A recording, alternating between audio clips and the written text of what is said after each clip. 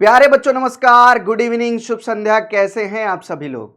आशा करता हूं सभी लोग बढ़िया होंगे, स्वस्थ होंगे, मस्त होंगे, बढ़िया एकदम बिंदास तरीके से पढ़ाई कर रहे होंगे। मैं शुभम एक बार स्वागत करता हूं आपके इस प्यारे से डीएलएस एजुकेशन विद्याकुल परिवार में। तो सभी लोगों का स्वागत एवं अभिनंदन है बच्चों। सभी लोग तेजी से जुड़ जाएं, जल्दी से, बढ़िया तरीके से, शानदार तरीके से। आज आपके चैप्टर नंबर 5 और अध्याय का नाम है यूक्लिड की ज्यामिति का परिचय। पूरा का पूरा बच्चे अध्याय मैं आज खत्म कर दूंगा और जो मैं अगली क्लास लेकर आऊंगा बच्चे, उसमें आपको प्रश्नोत्तरी के माध्यम से सारे प्रश्न और उत्तर करवा दूंगा। और एक वादा करके जा रहा हूं बेटा आज मैं कि अगर आप पढ़ेंगे कभी भी यूक्लिड ज्यामिति का परिचय तो आपको भूलेगा नहीं या कोई भी कंफ्यूजन नहीं आएगी। 100% क्लियरिटी के साथ आप जाएंगे, बस पूरी क्लास करके जाइए, है ना। 100% क्लियरिटी होगी बच्चों। तो चलो चालू कर देते हैं फिर क्लास को, ज़्यादा देरी ना करते हुए। तो आज कौन सी क्लास है बच्चे? तो आप सबको पता है यूक्लिड की ज्यामिति का परिचय। तो यूक्लिड के ज्यामिति का परिचय में सबसे पहले क्या आती है? ठोस वस्तु की सिद्धांतीय ज्यामितीय अवधारणा। एक एक पॉइंट क्लियर कराऊंगा आप लोगों को। अच्छा, एक ठोस होता है, जैसे द्रव की 3 अवस्थाएं पढ़े होंगे मुख्यतः। वैसे तो बहुत सारी अवस्थाएं ज्ञात हो चुकी हैं, है ना। अवस्थाएं बहुत सारी ज्ञात हो चुकी हैं, लेकिन हम मुख्यतः 3 पढ़ लेते हैं और जो आपके सिलेबस है उसमें 5 पढ़ लेते हैं। लेकिन हम लोग केवल बच्चे यहाँ ठोस की बात करेंगे। किसकी बात करेंगे? ठोस की बात करेंगे। तो आपसे मैं एक चीज पूछना चाहता हूँ, पहले आप बताएं मुझे कि जो ठोस होता है जिसको क्या कहते हैं बच्चों? ये जो ठोस होता है जिसको क्या कहते हैं बच्चों? सॉलिड कहते हैं। क्या बच्चे? सॉलिड होता है, ठीक है ना, सॉलिड। ये ठोस ठोस या तो क्या बच्चों इसको इंग्लिश में क्या कहते हैं? सॉलिड। तो बच्चों इसका क्या होता है? इसका आकार और आयतन, आकार और आयतन बच्चे, ठीक है ना। आकार और क्या भैया? आयतन। आयतन का मतलब क्या है? जितनी, जैसे कोई एक ठोस है, मान लो ये कोई एक क्या है भैया? बाल्टी है ना। ये कोई एक बाल्टी है बच्चों। इस बाल्टी में ये बेलन है मान लो, ठीक है ना। इस पे कोई मान लो पानी भरा है, ठीक है ना, पानी भरा है। तो पानी क्या एक निश्चित आकार में सीमित रहेगा? हाँ बच्चों, सीमित रहेगा, क्योंकि ये ठोस है, आगे पीछे से बंद है, ठीक है ना। तो इसका आकार भी सीमित रहेगा कि इतने ही आकार में ये आ सकता है। और इसका आयतन भी क्या, कितना पानी भरा गया, ये सीमित मात्रा में होता है। क्या होता है? सीमित मात्रा में होता है कि हाँ भैया अगर इतनी बड़ी टंकी है तो इतना ही पानी आएगा, ना कि टंकी को उल्टा भी भर दोगे, नहीं ना। तो बच्चे ठोस वस्तु में आकार और जो आयतन होता है, इनकी क्या होती है? निश्चितता होती है। ये दोनों क्या होते हैं? निश्चित होते हैं। अगर आप इसमें साइंस का भी क्वेश्चन पढ़ो तो ध्वनि की चाल किसमें सबसे अधिक होती है ना, आप बताएंगे, है ना, ये आप बताएंगे भैया, ठीक है ना। चलो अब आगे देखो भैया क्या कह रहा है, इसकी ज्यामितीय अवधारणा क्या है, ठीक है। ठोस वस्तु की ज्यामितीय अवधारणा क्या है? एक ठोस का आकार होता है, माप और स्थिति होती है। एक ठोस का क्या होता है? आकार होता है। हाँ आकार तो होता है, कोई भी चीज हो ठोस। मैं मान लो ये मोबाइल लिया हूँ, है ना। मोबाइल का भी एक आकार है क्योंकि ये ठोस है बेटा, है ना। आकार हो गए, एक स्थिति हो गई कि हाँ बता दोगे कि भैया क्या ये कौन सी स्थिति में है, ठीक है ना। उसके बाद माप हो गई। आप अगर इसको मापें तो कुछ इंच इसको माप सकते हैं बच्चे, लंबाई, और कुछ इंच चौड़ाई को भी ले सकते हैं। लंबाई चौड़ाई ऊंचाई सब निकाल ही सकते हैं ठोस की, फिगर में निकालते ही हैं, आया तो वर्ग, इन सब का बच्चे, ठीक है ना। अब आगे देखो, तथा उसे एक स्थान से दूसरे स्थान तक ले जाया जा सकता है, ठीक है ना। ठोस क्या होता है? उसका एक आकार होता है, उसकी माप होती है, उसकी स्थिति हो गई। और ठोस को क्या करते हैं? एक स्थान से दूसरे तक। अरे आपके पास मान लो बुक है, बुक भी एक ठोस की कैटेगरी में आएगी। अब बुक को उठा के कैरी करते हो ना स्कूल तक, है ना। तो ठोस को क्या एक स्थान से दूसरे स्थान तक ले जाया जा सकता है। इसकी जो परिसीमाएं हैं सरफेस कहलाती हैं। तो बच्चों इसकी जो परिसीमा है, मतलब परि का मतलब होता है बाहर की सीमा। ये जो बाहर की सीमाएं होती हैं इन्हीं को क्या कहते हैं? ये जो बाहर का होता है जिसको हम टच करते हैं, ये सब जो बाहर का परिसीमा होती है, यही इसका पृष्ठ कहलाता है। अगर मैं बात करूं भैया पृष्ठ की, है ना, पृष्ठ की बात करूं तो जैसे मेरा एक ये है, मान लो ये रिमोट है, ठीक है ना। ये रिमोट है बेटा, ठीक है ना। ये रिमोट है आपका, क्या है? ये रिमोट है आपका। अब इसमें कितने पृष्ठ हैं अगर मैं बात करूं तो ये किस आकार का है ये पता होना चाहिए मुझे, ये पता होना चाहिए। तो देखो भैया ये एक आगे वाला पृष्ठ हो गया, फिर ये इसी के जस्ट पीछे है ये वाला पृष्ठ हो गया, और फिर बच्चे अगर मैं बात करूं तो ये हो गया बच्चों, ये जिधर जो है ये लाइट जल रही है जिधर से इसी में कैच करवाते हैं। और फिर जस्ट इसके पीछे वाला भी ये हो गया बच्चों, ये हो गया ना। और फिर अगर मैं बात करूं तो ये वाला भी तो बन रहा है ना, ये वाला भी तो पृष्ठ बन रहा है ना, इसके जस्ट पीछे ये वाला भी बनेगा। तो कितने कितने पृष्ठ हुए? 6 पृष्ठ हुए। ये रिमोट कैसा है बच्चों? जिस पे 6 पृष्ठ हो गए तो रिमोट कैसा है भैया? ये भैया देखो, ये लंबाई बड़ी है, चौड़ाई छोटी है ना। तो इस तरह बच्चों हम पता कर लेते हैं क्या, कि ये भैया क्या है? घनाभाकार है। कैसा है भैया? घनाभाकार। घनाभ के आकार में क्या होता है कि आयत की, केवल आयत की जो वो होती है बच्चे बेसिक्स, जो आयत होता है उसका आधार हमें आयत को मानते हैं घनाभ में। घनाभ मतलब क्यूबाइड। और भैया घन में क्या मानते हैं? वर्ग को आधार मानते हैं। इसलिए घन की सभी भुजाएं बराबर होती हैं। और यहाँ पर क्या होता है? लंबाई चौड़ाई ऊंचाई तीनों अलग अलग होते हैं, ठीक है, घनाभ में। याद करना, ये भी दोनों ठोस ही हैं, घन और घनाभ, है ना। तो ये चीज समझ गए होंगे कि ठोस की ज्यामितीय अवधारणा, ठोस ज्यामितीय अवधारणा क्या कहती है? ठोस की स्थिति होती है, आकार होता है, माप होती है। ठोस को एक स्थान से दूसरे स्थान तक ले जाया जा सकता है। जो उसकी बाहर की सीमा होती है, मतलब ये परिसीमा, क्या बच्चे? ये परिसीमाएं पृष्ठ कहलाती हैं। क्या परिसीमा मतलब?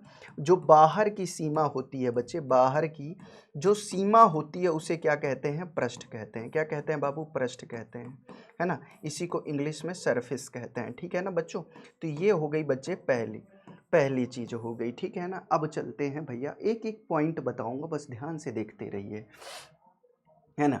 अब बच्चे यूक्लिड है, यूक्लिड की ज्यामिति का परिचय पढ़ने से पहले बच्चे मैं आपको ठोस की ज्यामिति अवधारणा मैंने बता दी है, तो ये भी बता दो, यूक्लिड भी को ज्यामिति का जनक कहा जाता है। क्या कहा जाता है? यूक्लिड को ज्यामिति का जनक कहा जाता है ना भैया। बहुत ही शानदार जो है ये मैथमेटिशियन थे हमारे यूक्लिड जी, है ना। ये मैथमेटिशियन बहुत शानदार थे, गणितज्ञ बहुत अच्छे थे, बहुत ज़्यादा योगदान दिया इन्होंने गणित में, ठीक है ना।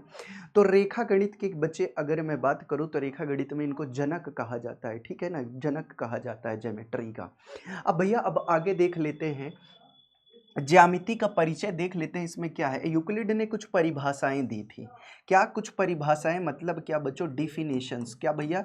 कुछ डिफिनेशंस दी थी।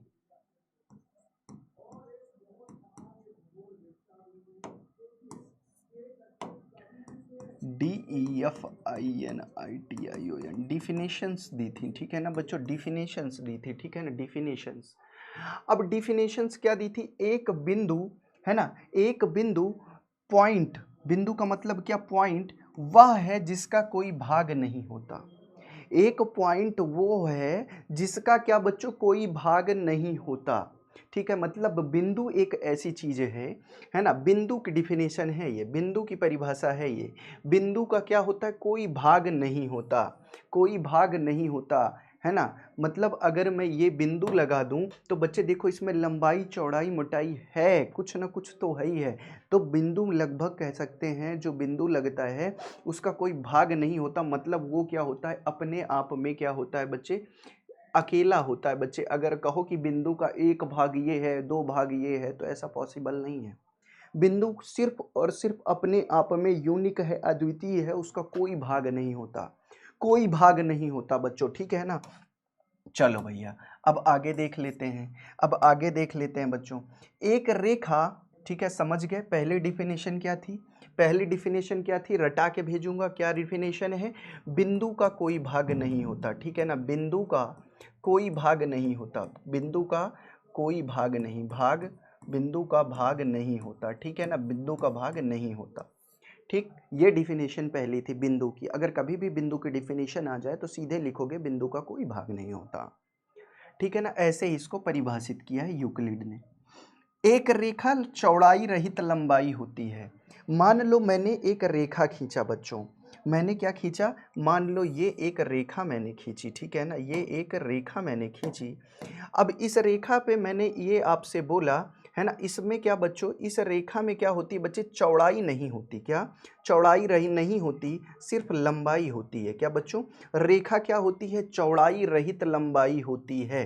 अगर पूछा जाए रेखा क्या होती है तो इसमें चौड़ाई नहीं होती बच्चों। ये मान लो ये बहुत ज़्यादा पतली होती है, इसमें तो कुछ ना कुछ हो गई होगी चौड़ाई। ये बहुत ज़्यादा पतली होती है लंबाई, और इतनी पतली होती है बच्चे कि इसमें चौड़ाई नाम की बला ही नहीं होती।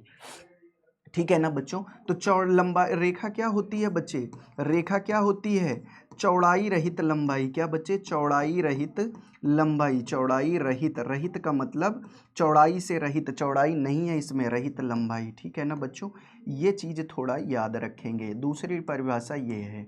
अब तीसरी परिभाषा इसकी क्या है, एक रेखा के सिरे बिंदु होते हैं। अब बच्चों देखो रेखा क्या होता है, कई बिंदुओं से, जैसे ये एक रेखा है ना, ये मान लो एक रेखा है, बहुत सारे जब बिंदु मिल जाएंगे, देखो ये जब बहुत सारे बिंदु मिल जाते हैं, जब बहुत सारे बिंदु मिल जाते हैं तो क्या एक रेखा का निर्माण होता है। तो मान लो रेखा के यह सिरा है, ये क्या है, सिरा है बच्चों, तो इसके जो सिरे होंगे ये क्या होते हैं, बिंदु होता है। तीसरा क्या कह रहा है भैया, ये दूसरी डिफिनेशन हो गई, ये पहली हो गई। तीसरी डिफिनेशन कह रहा है कि जो रेखा के सिरे हैं बच्चे, रेखा, ये जो रेखा बनी हमारी, रेखा को असीमित रूप से दोनों तरफ बढ़ाया जा सकता है। ठीक है ना, दोनों तरफ बढ़ाया जा सकता है, ये मैं एक्स्ट्रा बता रहा हूँ आपको, ये परिभाषा में नहीं लिखा है अभी। ठीक है ना, रेखा को असीमित रूप से हो सकता है आगे मिल जाए, है ना। तो बच्चे क्या कि भैया रेखा क्या होती है बच्चे, रेखा के सिरे क्या होते हैं, जो रेखा के सिरे होते हैं, सिरे का मतलब जहाँ से रेखा शुरू हो गई और जहाँ रेखा अभी एंड हो गई, इनके सिरे क्या होते हैं, बिंदु होते हैं। रेखा के सिरे क्या होते हैं, लिख लेना, रेखा के सिरे क्या होते हैं बच्चे, बिंदु होते हैं। ठीक है ना, रेखा के सिरे क्या, बिंदु हो गए। ठीक है ना, बिंदु होते हैं। देखो ये तीन डिफिनेशन हो गई बच्चे, कितने आराम से रट गई होगी। बिंदु का कोई भाग नहीं होता, चौड़ाई रहित लंबाई होती है रेखा। और तीसरा क्या हो गया बच्चे, रेखा के दोनों सिरे, अंतिम और क्या भैया, शुरुआती, दोनों सिरा, ये शुरुआती सिरा, ये अंतिम सिरा है, तो भैया इनका क्या भैया, सिरे के कोई ना कोई बिंदु होंगे, जो सिरे होंगे वो बिंदु होंगे। ठीक है ना, कोई दिक्कत नहीं है। एक सीधी रेखा ऐसी रेखा है जो स्वयं पर बिंदुओं के साथ सपाट रूप से स्थित होती है ना, स्वयं के साथ, बिंदुओं के साथ। अब भैया देखो तमाम बिंदु हैं, देखो एक बच्चे सीधी रेखा ऐसी, मान लो ये सीधी रेखा है, ठीक है ना, ये सीधी रेखा है, ये एक सीधी रेखा है। अब सीधी रेखा है बच्चों, जब ये कह रहा है, ये बच्चे देख समझना, एक सीधी रेखा, ठीक है ना, एक सीधी रेखा ऐसी रेखा है, मतलब क्या, स्वयं पर बिंदुओं के साथ, ये बिंदु है ना, इन तमाम बिंदुओं को मिलाओगे तभी तो एक रेखा बनेगी, तमाम बिंदुओं को मिलाओगे तभी तो एक रेखा बनेगी बच्चों। जब बिंदुओं को मिलाने पर एक सीधी रेखा का निर्माण हो जाता है तो ये बिंदुओं के साथ ही तो ये रेखा, वो बिंदुओं को मिला के ही तो ये रेखा बनी ना, तो एक रेखा बनी ना। तो एक ही बच्चे सपाट रूप से ये स्थित होती है, एक बिंदुओं के साथ ही। अगर भैया बिंदुओं को मिला के ही रेखा बनाया जा रहा है, बिंदुओं को मिला के ही रेखा बनाया जा रहा है, तो रेखा और बिंदु साथ में ही तो स्थित होंगे, रेखा और बिंदु साथ में ही स्थित होंगे ना। अब बता दोगे, एक सीधी रेखा ऐसी होती है जिसमें बिंदुओं के साथ रेखा सपाट रूप से स्थित होती है, मतलब समतल रूप से स्थित होती है। बच्चे देख लो, बड़ी अच्छी बात है। एक सीधी रेखा क्या होती है, एक सीधी रेखा वह होती है जिसमें बिंदु के साथ भैया रेखा भी स्थित होती है सपाट रूप से। ठीक है ना भैया, कोई दिक्कत नहीं होनी चाहिए। ठीक है ना। अब चलो भैया, चार डिफिनेशंस हो गई, अब तीन और बची हैं बेटा, तीन और बची हैं, इनको भी देख लेते हैं। ये क्या है, एक पृष्ठ क्या होता है जिसकी केवल लंबाई और चौड़ाई होती है। पृष्ठ क्या चीज़ है, अगर मैं पृष्ठ की बात करूं, अभी मैंने आपको पृष्ठ दिखाया, तो मान लो ये पहला पृष्ठ है, ठीक है, मान लो ये मोबाइल है, ठीक है ना, ये मोबाइल है, ठीक है मेरा, तो ये एक पृष्ठ ये है, जिसको क्या कहते हैं भैया, अभी मैंने आपको बताया है, ये क्या होती है, ये क्या होती है, लंबाई होती है, और ये क्या हो गई बेटा, चौड़ाई होती है। फिर ये नीचे भी देखो, ये ऊपर लंबाई है, नीचे भी लंबाई होगी, ठीक है ना, ये लंबाई, और ये क्या हो गई, चौड़ाई हो गई। ठीक है ना, तो देखो क्या हो गई, लंबाई हो गई और क्या हो गई, चौड़ाई हो गई। ठीक है ना, ये भी चौड़ाई है, ये भी चौड़ाई है, और ये भी लंबाई है, ये भी लंबाई है। तो ये एक पृष्ठ है, और पृष्ठ में देखो क्या क्या है, लंबाई चौड़ाई, लंबाई चौड़ाई। तो ये कह क्या रहा है, एक पृष्ठ, एक सरफेस हुआ है जिसकी केवल लंबाई और चौड़ाई होती है। आई थिंक सभी लोगों को ये क्लियर हो गया होगा, है ना, ये सभी लोगों को क्लियर हो गया होगा। ठीक है ना, चलो भैया, अब ये जो पृष्ठ के किनारे रेखाएं होती हैं, अब मान लो ये पृष्ठ बना बच्चों, ठीक है ना, ये क्या बना भैया, ये पृष्ठ बना बाबू, देखो ये पृष्ठ है ना, ये पृष्ठ है बच्चे, ये पृष्ठ है। अब पृष्ठ के किनारे कह रहा है रेखाएं होती हैं, तो भैया ये भी रेखा है ना, ये भी रेखा है, ये भी रेखा है ना, ये भी रेखा है है ना। तो पृष्ठ के किनारे क्या हो गई, रेखाएं होती हैं, पृष्ठ के एजेस, ठीक है ना। किनारे ये क्या हो गए, किनारे क्या हो गए, किनारे, पृष्ठ के किनारे, किनारे का मतलब होता है EDGES, एजेस, इसको इंग्लिश में एजेस कहते हैं, EDGES, एजेस। क्या होती हैं, पृष्ठ के किनारे क्या होती हैं भैया, रेखाएं होती हैं। क्या होती हैं, रेखाएं होती हैं, ठीक। अब आगे देख लो, एक समतल पृष्ठ एक ऐसा सपाट रूप से स्थित होता है ना। एक समतल पृष्ठ, है ना, जो स्वयं पर सीधी रेखाओं के साथ सपाट रूप से स्थित होता है। देखो बच्चों, ये थोड़ी चीजें ये गलत लिखी हुई है मेरे हिसाब से। एक समतल पृष्ठ ऐसा पृष्ठ नहीं, एक समतल पृष्ठ ऐसा पृष्ठ होता है, इसमें यह होना चाहिए कि एक समतल पृष्ठ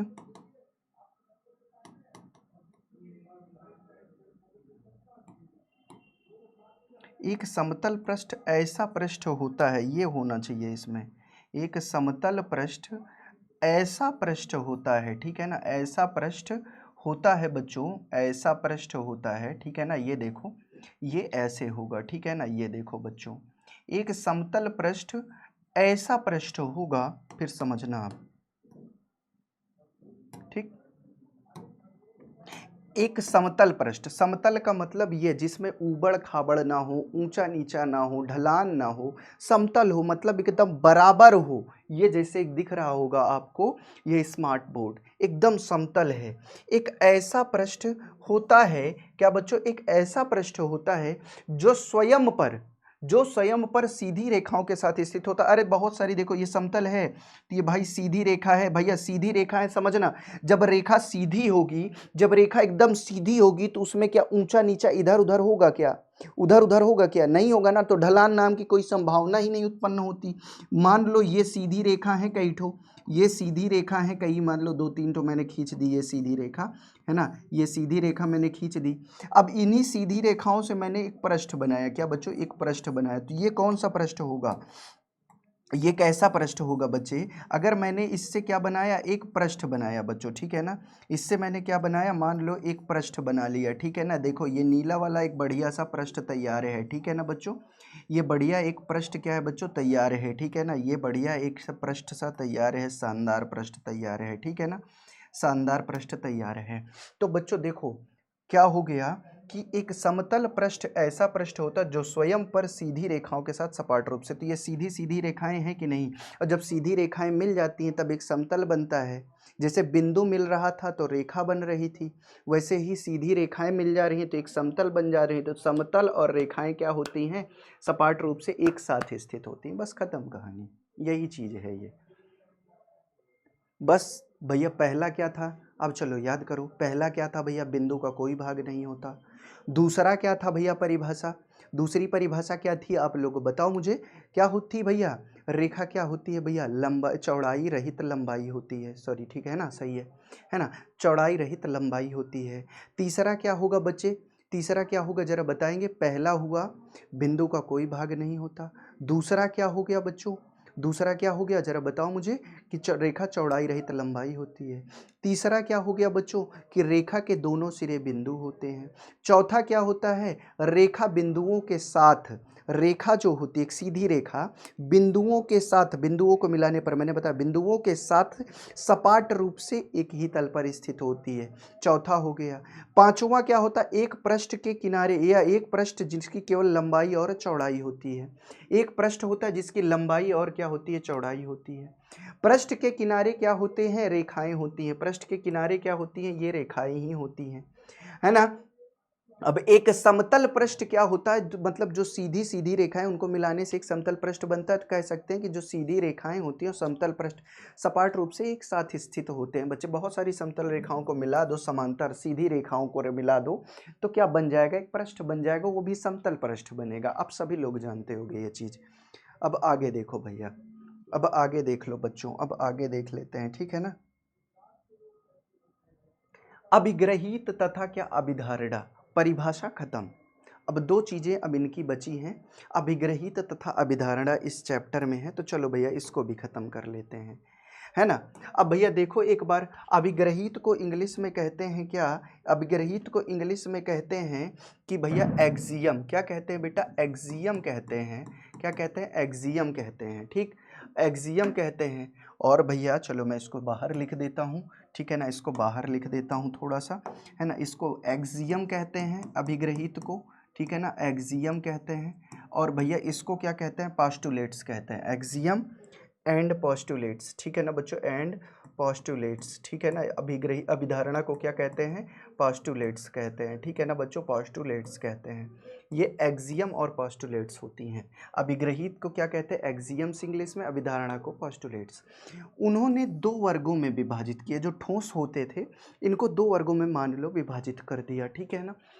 एक अभिग्रहित मतलब कुछ नियम दिए थे, है ना, उनको क्या दो वर्गों में विभाजित किया।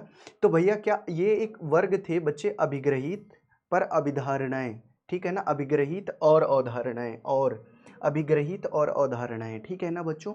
इन्होंने क्या दिया भैया, दो पार्ट्स में अपने नियम को मतलब अपने कुछ जो है नियम्स थे जो भी था, है ना, उनको दो भागों में विभाजित किया, जिनको क्या कहा जाएगा, एक को कहा गया अभिधारणा, दूसरे को कहा गया अभिग्रहित। तो अभिधारणा और अभिग्रहित होता क्या है, अभिधारणा शब्द का प्रयोग, ये देखो अभिधारणा जो शब्द है ना, अभिधारणा शब्द है, इसका प्रयोग उन कल्पनाओं के लिए किया गया है जो विशिष्ट रूप से ज्यामिति से संबंधित थी, ठीक है ना। मतलब कुछ ऐसी अवधारणाएं थी जो केवल केवल केवल केवल किससे संबंधित थी बच्चे, ज्यामिति से संबंधित थी। मतलब वो रेखा गणित में केवल रेखा गणित मतलब ज्योमेट्री में केवल प्रयोग हो रही थी, ज्यामिति में केवल प्रयोग हो रही थी। वो क्या थी, अवधारणाएं थी, पोस्टुलेट्स थी अपनी, क्या पोस्टुलेट्स थी। अब कह सकते हैं कि पोस्टुलेट्स कहाँ उपयोग होंगी, केवल और केवल कहाँ पे भैया, ज्यामिति में प्रयोग होगी, विशेष रूप से ज्यामिति से संबंधित होती हैं, ठीक, ये अभिधारणाएं होती हैं। आपसे कोई पूछ ले कि अभिधारणाएं क्या है, ऐसी विशिष्ट मतलब क्या, विशिष्ट रूप से ऐसी कल्पनाएं होती हैं जो केवल ज्यामिति से संबंधित होती हैं। और भैया दूसरी चीज है क्या भैया, दूसरी और सामान्य अवधारणाएं, जिन्हें क्या कहा गया, अभिग्रहित, एक्सियम कहा गया। वो किससे बच्चे, सामान्य अवधारणाएं का मतलब भैया ये कुछ ऐसी मतलब थे नियम ही, लेकिन ऐसी अवधारणाएं थी जिनका उपयोग हम बीजगणित में भी कर लेते हैं और भी कई जगहों पे कर लेते हैं, ज्यामिति में भी कर लेते हैं। तो समझ गए, जो अभिग्रहित होते हैं वो सामान्य अभिधारणाएं होती हैं, वो कहीं भी यूज हो सकती हैं, ठीक है ना। लेकिन जो ये अभिधारणाएं होती हैं, है ना, ये अभिधारणाएं केवल ज्यामिति में उपयोग होती हैं, ठीक। और वो अभिग्रहित सामान्य क्या सामान्य घटनाएं होती हैं जो कहीं भी प्रयोग में आई जा सकती हैं। अभिग्रहित क्या, अभिग्रहित क्या होते हैं, फिर से बताओ, कि जो सामान्यता कहीं भी प्रयोग में आ जाए, ठीक है ना, ऐसी अवधारणाएं जो कहीं भी प्रयोग में आ जाएं, चाहे बीजगणित हो, रेखा गणित हो, ट्रिग्नोमेट्री हो, कहीं भी आ जाए। और अभिधारणा क्या होती है, केवल विशिष्ट रूप से ज्यामिति में प्रयोग होती है। समझ जाओ बेटा, बहुत आराम से अभिग्रहित और अभिधारणा क्लियर हो गया होता। अब भैया अभिग्रहित है क्या, अभिग्रहित है क्या, अभिग्रहित का मतलब क्या बच्चे, एक्सियम्स, ठीक है ना बच्चों, एक्सियम्स बहुत इंपॉर्टेंट है ना। एक्सियम्स कितनी है बच्चे, तो यूक्लिड के कुछ अभिग्रहितों को बिना उनके द्वारा क्रम के नीचे दिया जा रहा है, ठीक है ना बच्चों। चलो भैया छोड़ो, ये लाइन छोड़ दो, कोई मतलब की नहीं है। दूसरा देखो, ये पहली अभिग्रहित है, वे वस्तुओं जो एक ही वस्तु के बराबर हों, एक दूसरे के बराबर होती हैं। मतलब कहने का इसके क्या है, समझना। पहला देखो मैं बता रहा हूं, एक वस्तुएं, वे वस्तुएं जो एक ही वस्तु के बराबर हो। जैसे वे वस्तुएं का मतलब कई ठो वस्तुएं हैं, जैसे ए मान लो एक वस्तु है, एक बी है, एक सी है ना। वे वस्तुएं जो एक वस्तु के बराबर हो, मान लो ये सभी डी के बराबर हैं, ये सभी डी के बराबर हैं, तो क्या भैया वे एक दूसरे के बराबर होंगी। क्या भैया, वे एक दूसरे के बराबर होंगी। ये सभी डी के बराबर हैं तो ये सभी भी आपस में बराबर होंगी, ये भी बराबर होंगी, ठीक है ना बच्चों। ये नोट कर लेना, ये नोट कर लेना बाबू, ठीक है ना, ये नोट कर लेना। मतलब क्या, अब आप पढ़ते हो ना कि समीकरण में भैया क्या, अगर लेफ्ट हैंड साइड और राइट हैंड साइड, मतलब जैसे कि आप पढ़ लिए, जैसे आप पढ़ लिए क्या, जैसे आप पढ़ लिए बच्चों, क्या जैसे आपने पढ़ा कि 3x प्लस 4 बराबर 8 है, 3x प्लस 4 बराबर 8 है, और 3x प्लस में y है ना, 3x प्लस में क्या भैया y बराबर क्या है 8 है ना। अब पूछ रहा है y का मान बताओ, क्या y का मान बताओ, ठीक है ना। जैसे ये सवाल आपको मिल जाता है, देखो यूज देखो, मान बताओ, ठीक है ना, मान बताओ। तो बच्चों देखो हम लोग क्या करते हैं, कह देते हैं कि दोनों का राइट हैंड साइड बराबर है, तुलना करने पर दोनों का राइट हैंड साइड बराबर, देखो वे वस्तुएं जो एक ही वस्तु के बराबर होती है वे आपस में क्या होती हैं, बराबर होती हैं। मतलब 3x प्लस वाई बराबर में 3x प्लस 4। देखो भैया ये दोनों बराबर होंगी, उनके लेफ्ट हैंड साइड भी बराबर होते हैं। देखो भैया यही चीज भैया कह रहा है, ये वे वस्तुएं जो एक भैया एक ही वस्तु के बराबर हों, सारी वस्तुएं क्या हैं भैया डी के बराबर हैं, तो भैया ये जो वस्तुएं हैं ये भी आपस में बराबर होंगी। पहली चीजें क्लियर हो गई, ठीक, पहली चीज क्लियर हो गई, ठीक। अब दूसरी चीज पे आ जाते हैं भैया, दूसरी चीज पे आ जाते हैं। यदि बराबरों को बराबर में जोड़ा जाए तो पूर्ण भी बराबर होते हैं, हमेशा याद रखना है यार। जैसे ए बराबर क्या है भैया, ए बराबर मान लो ए है, ठीक है ना, मान लो ए बराबर बी है बच्चों, ए बराबर बी है, तो इसमें भी 4 जोड़ा जाए, इसमें भी 4 जोड़ा जाए, तो ये ए प्लस 4 और बी प्लस 4 ये जो परिणाम आया है ये भी बराबर होगा। नहीं तो फिर से चेक कर लो, यदि बराबरों को बराबर में जोड़ा जाए, मान लो 2 बराबर 2 है, इसमें मान लो कोई भी संख्या ऐड कर दो, बराबर संख्या, जैसे एक इधर ऐड किए तो एक इधर का ऐड कर दो, तो भैया देखो बराबरों को बराबर में जोड़ दिया गया है ना। ये बराबरों को बराबरों में जोड़ दिया जाए, ठीक है ना, बराबरों को बराबरों में जोड़ दिया जाए, मतलब भैया क्या बराबरों को, मतलब जैसे एक और एक बराबर हैं, है ना, बराबरों को बराबर है और ये 2 और 2 बराबर है, ठीक है ना। तो इन बराबरों को इन बराबर्स में जोड़ दिया जाए, 2 और 2 में जोड़ दिया जाए, तो इनके जो परिणाम हैं देखो 3 और 3 ये भी आपस में बराबर होंगे, ये पूर्ण भी आपस में बराबर होंगे भैया, यही चीज कह रहा है ये, ठीक है ना। यदि कोई दो वस्तुएं है ना बराबर हैं आपस में, और भी कोई दो वस्तुएं आपस में बराबर है, मान लो कोई दूसरी चीज आपस में बराबर है, उन दोनों को अगर इन दोनों में जोड़ा जाए तो जो पूर्ण आएगा वो भी आपस में बराबर होगा। कहने का मतलब सिर्फ यही है, कहने का मतलब सिर्फ यही है।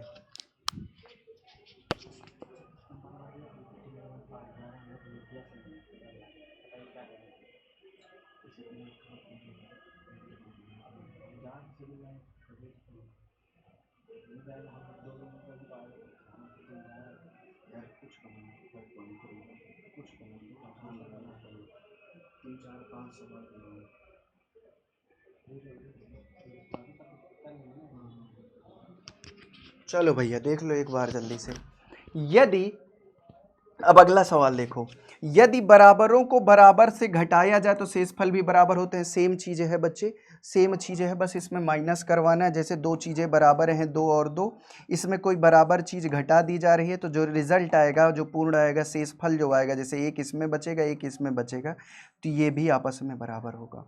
अब आगे देखो, वे वस्तुएं जो परस्पर संपाती होती हैं एक दूसरे के बराबर होती हैं। संपाती का मतलब एक दूसरे के ऊपर, जैसे एक लाइन ये है और दूसरी लाइन संपाती का मतलब दोनों ओवरलैप करें। देखो भैया एक ये है, दोनों एक दूसरे के ऊपर हैं, तो क्या भैया ये दोनों की लंबाई चौड़ाई सब सेम है, तो क्या हो गए बच्चे, ये दोनों एक दूसरे के बराबर भी होती हैं।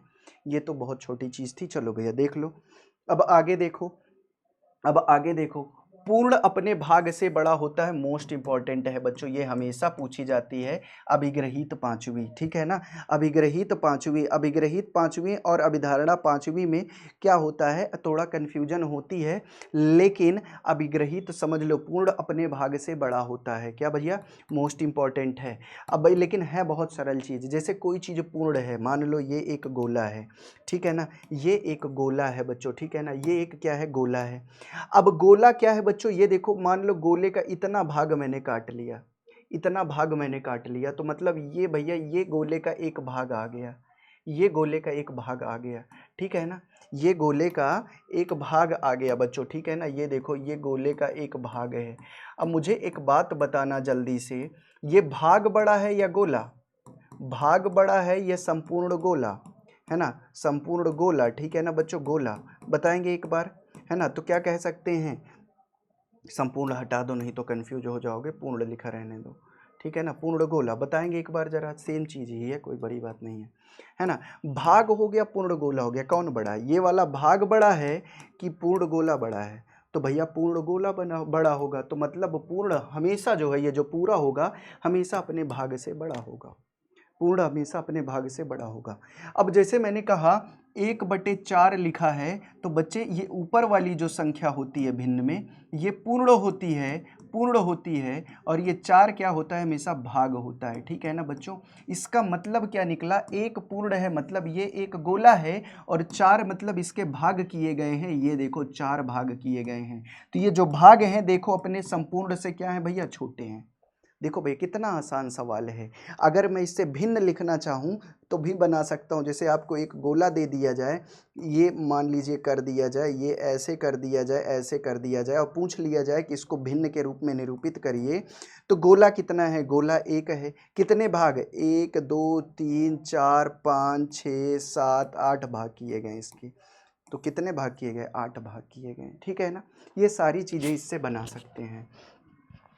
एक ही वस्तुओं के दुगने आपस में बराबर, परस्पर बराबर होते हैं, अरे भाई सब लोग जानते हो, है ना। अगर ए है, ठीक है ना, ए है, सपोज करो, ए छोड़ो, गिनती ले लो, है ना, छठवां देखना, है ना, क्या कह रहा है, एक ही वस्तुओं के दुगने आपस में बराबर होते हैं। मान लो ये 4 है और ये 4 है, दोनों एक ही वस्तु हैं, इनका दुगना ले लोगे तो भी 8, इसका दुगना ले लोगे तो भी 8, ठीक है ना, इसका दुगना ले लोगे तो भी 8, तो दुगना भी क्या होंगे, आपस में बराबर होंगे, 8 बराबर 8 होगा, ये सभी लोग जानते हो।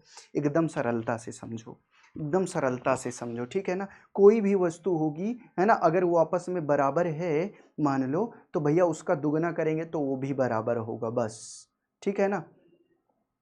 एक ही वस्तुओं के आधे भी बराबर होते हैं, जैसे मान लो भैया ये है, a बराबर में b दिया गया है, a बराबर में b दिया गया है, तो इसका 2a कराएंगे और 2b कराएंगे, इसका दुगना कराएंगे तो ये भी बराबर होगा, और अगर इसका आधा कराएंगे a/2 बराबर b/2 कराएंगे तो ये भी बराबर होगा, समझ लेना एक बार, है ना, ये भी बराबर होगा। जैसे हम लोग समीकरण सॉल्व करते हैं तो लिखते हैं ना बच्चों कि 2x² है ना प्लस 3/2, है ना, 3/2 बराबर कितना 4, ये लिखें, तो भैया हम क्या करते हैं, 2 से क्या करते हैं, डिवाइड कर, गुणा कराने पर, मान लो इसमें मैं गुणा कराया, दुगना कराया, सबका दुगना करा दो तो 2 दूनाई 4x² प्लस इसका दुगना कराओगे 2 से गुणा होगा, इसमें भी 2 से गुणा होगा, दुगना कराओ, है ना, इसमें भी 2 से गुणा होगा, तो देखो भैया दोनों तरफ 2 2 से गुणा कराया, दुगना हुआ, तो भैया 2 से 2 कट गया तो कितना है, +3 बराबर में 8, ये भी देखो आपस में बराबर आ गया, ये भी आपस में बराबर आएगा बच्चों, ठीक है ना।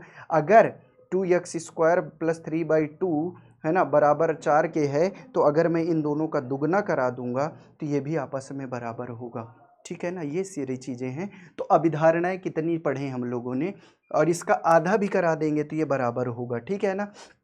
तो कितनी अभिग्रहित हम लोगों ने पढ़ ली, तो अभिग्रहितों की संख्या कितनी है बच्चों, अभिग्रहित कितने हैं बच्चों, देखो रिपीट करवा देता हूं मैं एक बार, अभिग्रहित क्या है बच्चों, अभिग्रहित कितनी होती है भैया, ये सामान्य अवधारणा होती है, ठीक है ना, ये सामान्य अवधारणा होती है, ठीक है ना बच्चों, सामान्य अवधारणा होती है ना, सामान्य अवधारणा होती है, इसको इंग्लिश में एक्सियम कहते हैं, एक्सियम्स कहते हैं। अब ये कितनी होती हैं भैया, 7 होती हैं, कितनी होती हैं संख्या में, 7 होती हैं बच्चों, ठीक है ना, 7 होती हैं। मैं एक बार रिवीजन करा देता हूँ, सभी लोग जाएंगे तो आज के बाद ये 5वां चैप्टर कभी नहीं पढ़ेंगे, ये 5वां चैप्टर कभी नहीं पढ़ेंगे। पहला, बिंदु का कोई भाग नहीं होता, सभी लोग लिखेंगे बिंदु का भाग नहीं होता, अपनी अपनी कॉपी में नोट करो, बिंदु का भाग नहीं होता। दूसरा, ये बिंदु को डिफाइन किया है, बिंदु को डिफाइन किया भाई, फिर रेखा को डिफाइन किया, रेखा को क्या कहा, चौड़ाई रहित होती है, चौड़ाई रहित लंबाई होती है, क्या कहा,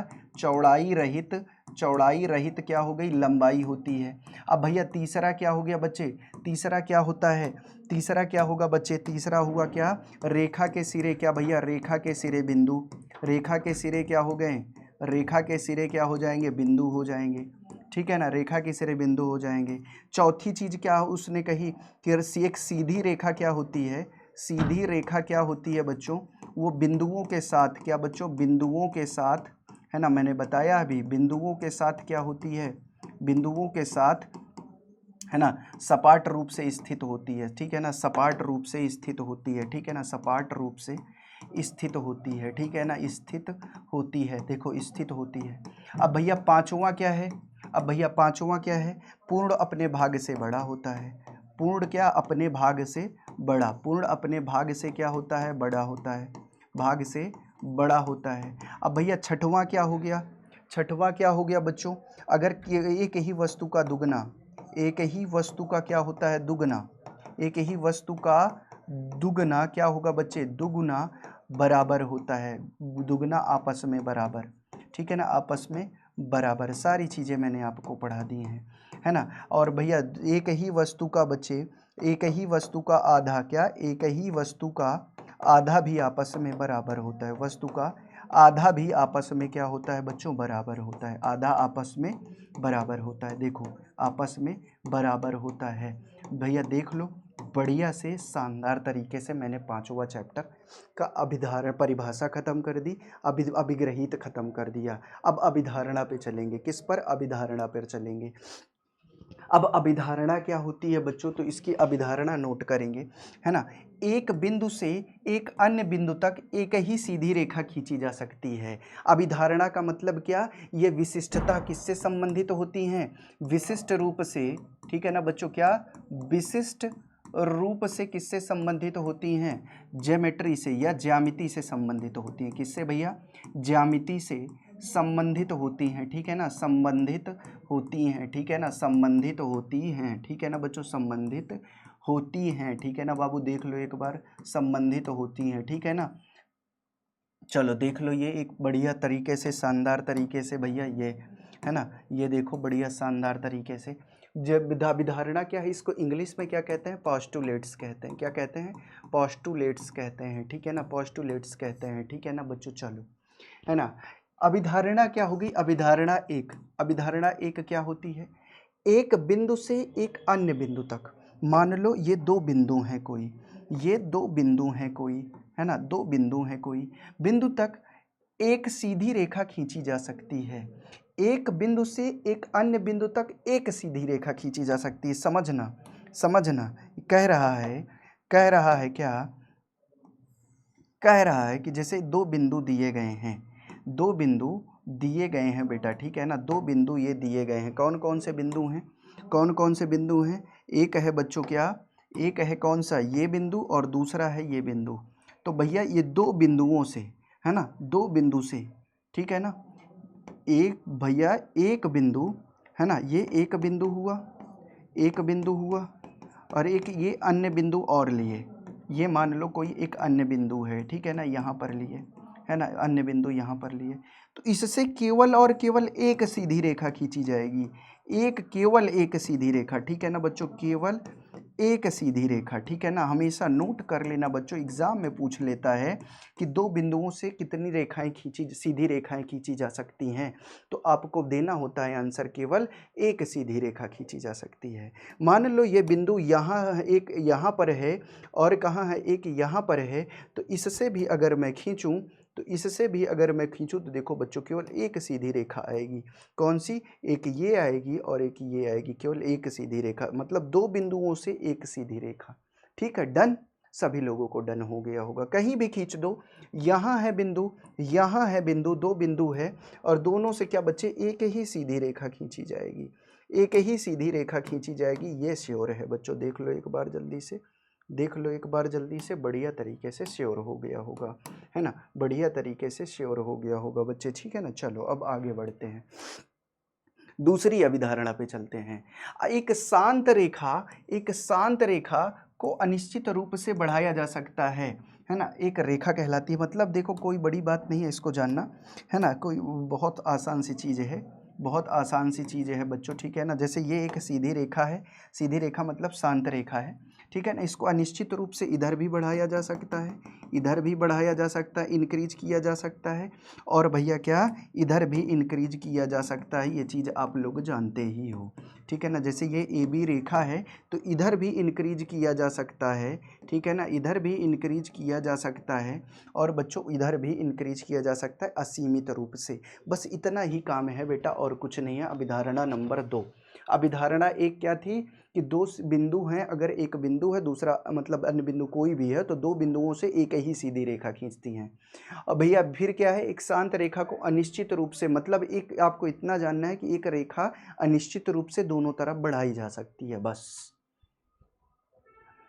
5.1 अभिग्रहित क्या है, दो भिन्न बिंदुओं से होकर एक अद्वितीय रेखा खींची जा सकती है। सेम चीज़ है, अद्वितीय का मतलब वही, मतलब जैसे देखो ये हो गया एक बिंदु ये है, ठीक है ना, तो भैया ये एक रेखा खींची गई ना, ये एक रेखा खींची गई ना बच्चों, ठीक है ना, ये देखो एक रेखा खींची गई, ये मान लो ये एक रेखा खींच दिए, तो ये इस रेखा के जैसी कोई रेखा बन सकती है क्या इन दोनों बिंदुओं से?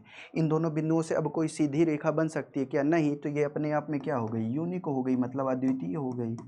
अद्वितीय हो गई, अद्वितीय का मतलब क्या, उसके जैसा कोई दूसरा ना हो। अद्वितीय का मतलब क्या होता है, अद्वितीय का मतलब क्या होता है, उसके जैसा दूसरा ना हो, उसके जैसा दूसरा ना हो, जैसा दूसरा ना हो। तो बच्चे अगर दो भिन्न बिंदु हो, दूसरा ना हो, ठीक है ना बच्चों, अगर दो भिन्न बिंदु हैं, समझो अगर दो भिन्न बिंदु हैं तो भैया उससे एक ही अद्वितीय रेखा खींची जाएगी, ठीक है ना, दो भिन्न बिंदु हैं तो, ठीक है ना, चलो, और इससे कोई और सीधी रेखा नहीं खींची जाएगी, इसलिए क्या होता है, दो भिन्न बिंदुओं से एक अद्वितीय रेखा खींची जा सकती है बस। अब अगला सवाल देखो, अगला क्या है, सभी कोण समकोण एक दूसरे के बराबर होते हैं। तो भैया देखो ये चीज़ बढ़िया है, जानने लायक है। मान लो हमारे पास ये हमारा एक समकोण त्रिभुज दे दे, दूसरा हमको दे दे भैया क्या, ये समकोण त्रिभुज दे दे, तीसरा हमको दे दे भैया क्या, ये समकोण त्रिभुज दे दे, ठीक है ना, चौथा हमको दे दे ये समकोण त्रिभुज दे दे, पांचवा हमको ये समकोण त्रिभुज दे दे, ठीक है ना। तो बच्चे देखो एक बार, हमेशा हर जगह ये जो समकोण त्रिभुज आएगा, ये जो समकोण आएगा, ये यहाँ भी 90 डिग्री होगा, यहाँ भी 90 डिग्री होगा, यहाँ भी 90 डिग्री होगा, यहाँ भी 90 डिग्री होगा, यहाँ भी 90 डिग्री होगा। तो चाहे जो त्रिभुज हो, अगर उसमें समकोण है तो समकोण का मान हमेशा 90 डिग्री ही रहेगा, है ना। तो समकोण, सभी समकोण एक दूसरे के क्या होंगे, सभी समकोण एक दूसरे के क्या होते हैं भैया, बराबर होते हैं। ये चीज़ क्लियर हो गई होगी, कितना, 90 डिग्री। अब देखो सबसे इम्पोर्टेंट आने वाली है, सबसे ज़्यादा इम्पोर्टेंट, अभिग्रहित 5 और अभिधारणा भी 5, मोस्ट इम्पॉर्टेंट, ठीक है ना, मोस्ट इम्पॉर्टेंट रो लगा लेना भैया, मोस्ट इम्पॉर्टेंट प्रश्न, ठीक है ना। बहुत प्यारी चीज़ें हैं बच्चे, बहुत उपयोगी भी है, बहुत उपयोग की जाती है। अब जैसे देखो ये कह रहा है कि एक सीधी रेखा दो सीधी रेखाओं पर गिरकर, एक सीधी रेखा दो सीधी रेखाओं पर गिरकर, ठीक है ना बच्चों, एक सीधी रेखा, देखो यहाँ पर एक सीधी रेखा है, दो सीधी रेखाओं पर गिरकर, मान लो ये दो सीधी रेखाएं हैं, ठीक है, इन पर क्या गिर रही है, एक सीधी रेखा गिर रही है, ये गिर गई, है ना, सीधी रेखा गिर गई, ठीक है, गिरकर अपने एक ही ओर दो अंतःकोण इस प्रकार बनाए, अपने एक ही ओर, मतलब मान लो चाहे इधर चाहे उधर, एक ही ओर ये दो बन गए क्या, अंतःकोण। मान लो ये कोण एक है ना, और ये कोण दो है, ठीक है ना, ये दोनों क्या है भैया, अंतःकोण है, क्या है बच्चे, अंतःकोण है, ठीक है ना, ये दोनों एक ओर के अंतःकोण, एक ओर के अंतःकोण बच्चे, ठीक है ना, एक ओर के अंतःकोण, ठीक है ना, एक और अंतःकोण, एक और दो, दो बने। अब देखो यदि एक सीधी रेखा दो रेखाओं पर गिरकर एक ही ओर दो अंतःकोण बनाए कि इन दोनों कोणों का योग मिलकर दो समकोण से कम हो। इन दोनों कोणों का योग मतलब कोण एक प्लस कोण दो मिलकर कितना भैया, दो समकोणों से कम हो, दो समकोण से कम हो मतलब 90 प्लस 90, एक समकोण 90 डिग्री का पहले बताया, अभी दो समकोणों के योग से क्या हो, कम हो, क्या हो बच्चे, कम हो, क्या हो बच्चे, कम हो। देखो एक बार जल्दी से, ये क्या हो, कम हो, ठीक है ना बच्चे, कम हो मतलब ये जिधर मुंह खुला रहेगा उधर बड़ा रहेगा, है ना, दो समकोणों से क्या है, कम है। तो क्या भैया अब आगे क्या कह रहा है, इसका मान मतलब कोण एक प्लस कोण दो का मान क्या है, 180 डिग्री से कम है।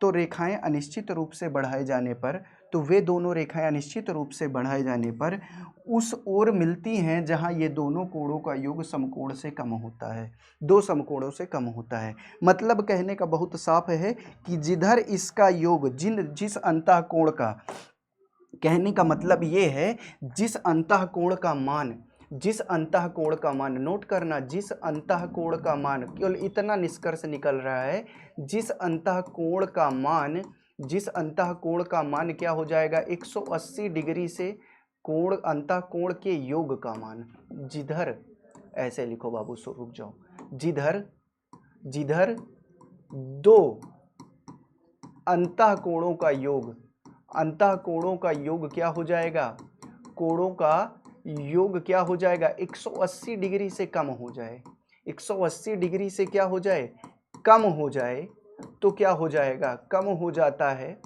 जिधर 180 डिग्री से कम हो जाएगा, है ना, जिधर 180 डिग्री से कम हो जाएगा उधर क्या हो जाएगा, वो रेखा जैसे 1 और 2 ये 80 डिग्री से कम हो जाएगा, तो इधर ये दोनों रेखाएं एक दूसरे को काट देंगी। उधर क्या करेंगे भैया, उधर रेखा, उधर रेखा एक दूसरे को क्या भैया, एक दूसरे को क्या करेंगे भैया, एक दूसरे से मिल जाएंगी, मतलब एक दूसरे को काटेंगी, ठीक है ना, एक दूसरे को काटेंगी। ये 100% है, बढ़ाते जाओ, कहीं ना कहीं मिल जाएंगे, ठीक है ना भैया। चलो अब एक चीज इसमें से मैं निष्कर्ष और निकाल देता हूँ, ठीक है ना, ये निष्कर्ष एक हो गया, ये निष्कर्ष एक हो गया जो कि दिया गया है, ठीक है ना, ये निष्कर्ष एक हो गया। अब देखो बस इतना ही आपको जानना है, ये अभिधारणा उतनी ही है। एक निष्कर्ष मैं अपने से और बता रहा हूँ कि एक निष्कर्ष ये भी तो हो सकता है, एक निष्कर्ष ये भी तो हो सकता है ना, कि क्या भैया कोण 1 प्लस में कोण 2 अगर 180 डिग्री के बराबर हो, तो ये जो रेखा होती है, ये जैसे ए बी रेखा है ना, ये ए बी रेखा है, ये सी डी रेखा है ना, और भैया ये कोण 3 और ये कोण 4, ये भी तो भैया अंतःकोण है दोनों, और कोण 3 प्लस में कोण 4 भी 180 डिग्री के बराबर हो, या एक तरफ ही बराबर हो, कोई ज़रूरत नहीं है, एक तरफ बराबर होगा दूसरी तरफ पक्का आएगा, क्योंकि स्ट्रेट लाइन एंगल पूरा 180 डिग्री का होता है। अगर ये 90-90 के हो जाएंगे तो ये पक्का 90-90 के होंगे, ठीक है ना। चलो तो इस प्रकार क्या हो जाए, जब 180 डिग्री के बराबर हो जाए तो रेखाएं क्या होंगी बच्चे, तो रेखाएं क्या होंगी, समांतर होंगी एक दूसरे को, रेखाएं एक दूसरे के समांतर होंगी, क्या होंगी, एक दूसरे के समांतर, क्या बच्चों, एक दूसरे के समांतर होंगी। ये काम हो गया। अब भैया अब देखो तो इसमें क्या लिख सकते हैं, ए बी समानांतर टू सी डी, है ना, बहुत सारा पूरा का पूरा जो है 9th इसी पर आधारित है बेटा, बहुत बेहतरीन। इसके बाद रेखा एवं कोण है ना, वो पूरा इसी चैप्टर पर आधारित है। अब अगला देख लो भैया, अब निष्कर्ष 3 निकाल लो इसमें से, ये पूरा हो गया बाबू, ये सब एक्स्ट्रा है, मैं पढ़ा रहा हूँ। निष्कर्ष 3 क्या हो गया बच्चे, निष्कर्ष 3 एक ये भी तो निकल सकता है, कोण 1 प्लस कोण 2 is greater than 180 degree, 180 degree से कोण 1 और कोण 2 क्या है भैया, ज़्यादा है, ये ज़्यादा है ये कम है, तो भैया अभी क्या था, ये ज़्यादा था ये कम था, पहला निष्कर्ष है ना। अब ये बराबर हो गए दोनों, अब ये वाला ज़्यादा हो गया ये वाला कम है, तो रेखाएं जिधर भैया जैसे कोण 1 और कोण 2 180 डिग्री से ज़्यादा है, तो रेखाएं इधर कभी नहीं मिलेंगी, रेखा इधर, रेखाएं है ना कोण 1 प्लस कोण 2 की तरफ नहीं मिलेंगी, की तरफ नहीं मिलेंगी, तरफ नहीं मिलेंगी, ठीक है ना बच्चों, नहीं मिलेंगी, ठीक है, नहीं मिलेंगी। कैसे बच्चे नहीं मिलेंगी, चाहे जितना बढ़ा दो, अगर इधर 180 डिग्री से कम हो गया मान लो, तो इधर कहीं ना कहीं मिल जाएंगी, और उधर क्या है 180 डिग्री ज़्यादा, तो फैलती चली जाएंगी, ठीक है ना। बस तीनों निष्कर्ष मैंने आपको बता दिए। तो इस तरह मेरे बच्चों सभी के सभी देखो, एक तरफ से सभी सभी अभिधारणाएं बच्चों, ये ठोस की ज्यामितीय अवधारणा, फिर परिभाषा, फिर भैया क्या अभिग्रहित अभिधारणा क्या होती है, फिर अभिग्रहित कितने हैं, तो अभिग्रहित कुल 7 हैं, कितने बच्चे, कुल 7 अभिग्रहित हैं, पूछा जाता है। और अभिधारणाएं कितनी है बच्चे, तो हम लोगों ने 5 अभिधारणाएं पढ़ी, कितनी अभिधारणाएं पढ़ी, तो अभिधारणा कितनी पढ़ी बच्चे, तो अभिधारणा हमने पढ़ी कितनी भैया, 5 अभिधारणा पढ़ी, ठीक है ना। ये सब पूछा जा सकता है आपके एग्जाम में। तो बच्चों आज के लिए इतना ही, फिर अगले इससे कितने कैसे कैसे प्रश्न बन सकते हैं, कितने प्रश्न बन सकते हैं, ये सारी चीज़ें मैं आप लोगों को बताऊँगा, है ना? और बहुत बढ़िया और शानदार तरीके से बताऊँगा, जितने भी बच्चे हों कुल को शेयर कर दीजिए क्योंकि अब मैं आपको हर एक चैप्टर बच्चा विशेषतः पढ़ाने वाला हूँ। हर एक चैप्टर को पूरा-पूरा और बढ़िया तरीके से शानदार एक्सप्लेनेशन के साथ पढ़ाने वाला हूँ, ठीक है ना बच्चों?